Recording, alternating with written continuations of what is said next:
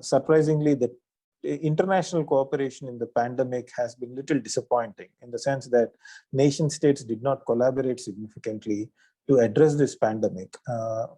There have been a lot of questions that many of the developed countries, the Western world, for all their talk about human rights, equality, and the necessity of protecting the liberal order and so on, they did not step forward aggressively to help the developed and the developing world.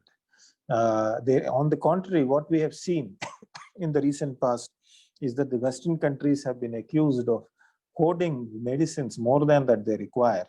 That has been a source of challenge that many international organizations have been pointing it out. On the contrary, India's conduct has been quite different. I'll come to that a little later.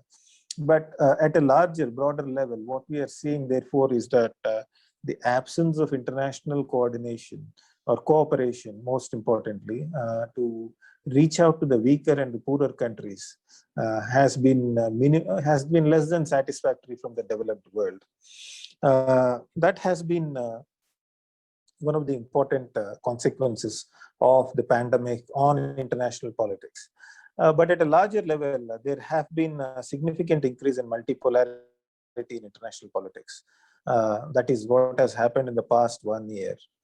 The onset of pandemic has changed the image of China. I mean, for many of us in India, we have been expressing concerns about Chinese foreign policy, territorial aggressions, and so on.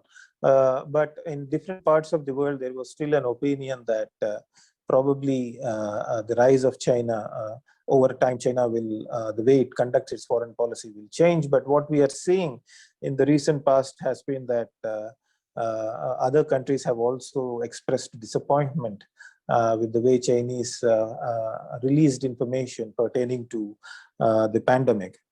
The other thing is that that has happened, that has hastened the multipolarity, is that the Western nations have not been able to contain the pandemic.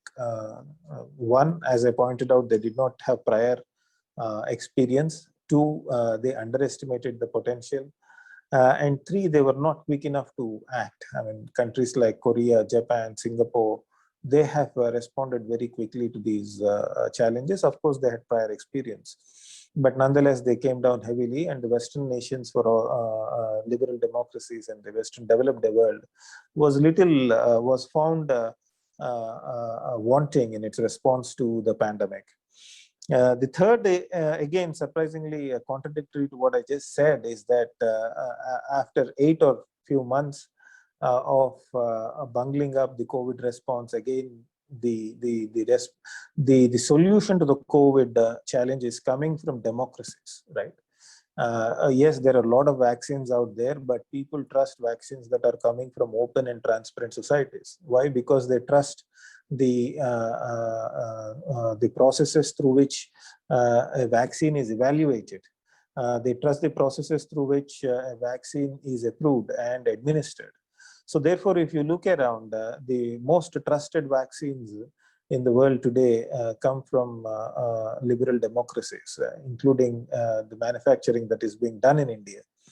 Right. On the contrary, vaccines that are come from non-liberal democracies and authoritarian countries, there has been some amount of suspicion as to whether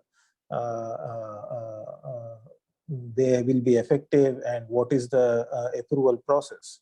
But overall, if you notice, the vaccination manufacturing process substantially from the liberal democracies has been on the upswing, and it is being used a lot.